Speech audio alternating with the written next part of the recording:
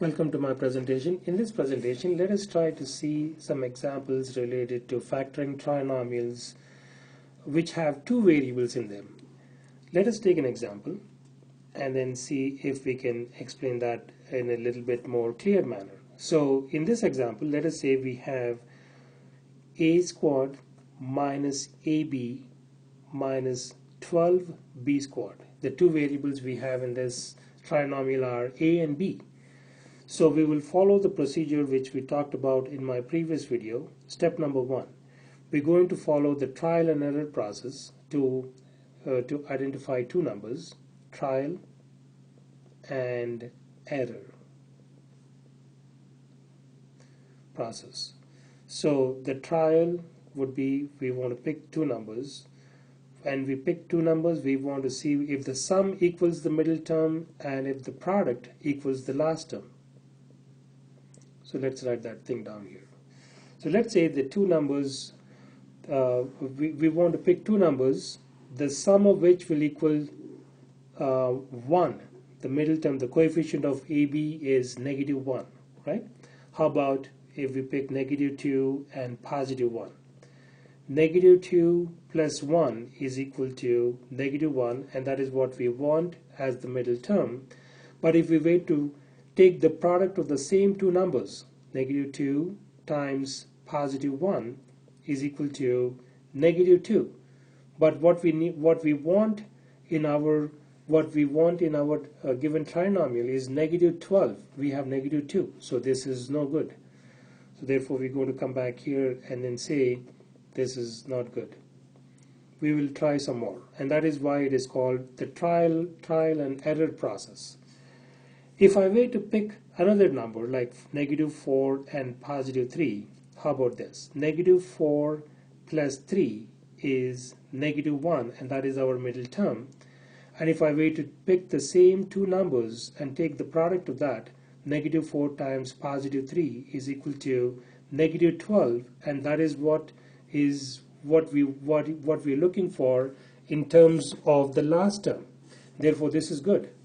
So therefore, as step number 2, the two terms we are looking for are negative 4. The two numbers we are looking for are negative 4 and positive 3. We'll put a small cloud around it, and then we'll keep going.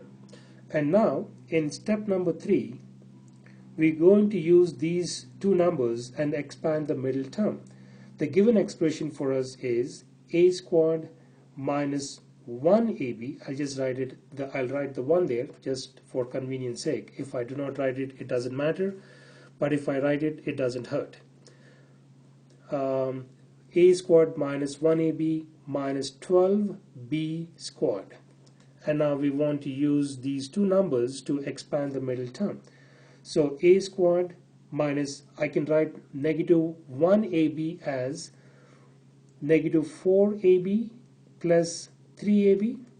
Negative 4ab plus 3ab is negative 1ab, so therefore that is satisfied, minus 12b squared, and that is the last term I have. So now I'm going to pick the first two terms and the second set of two terms and then use factoring by grouping technique to be able to factor it out. And the way to do that is as follows. I'm going to call that as step number 4.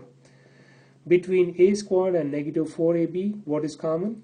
A is common. If I pull out a common for a from a squared, what is left? A is left.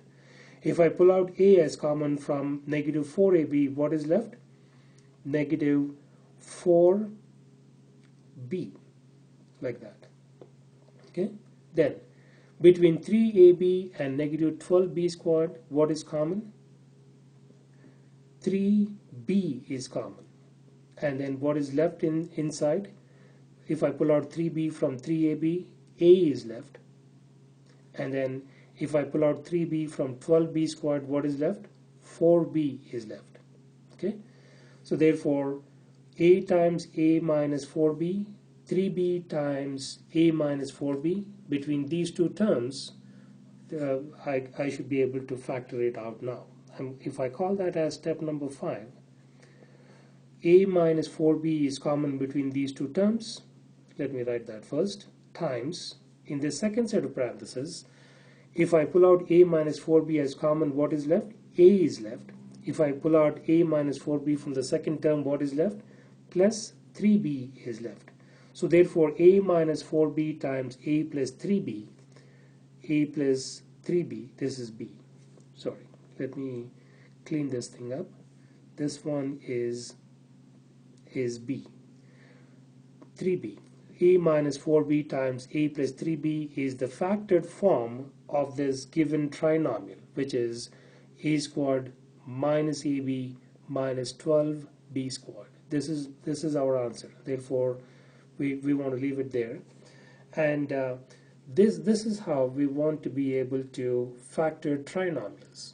In my next presentation, we shall look at some more examples related to factoring trinomials.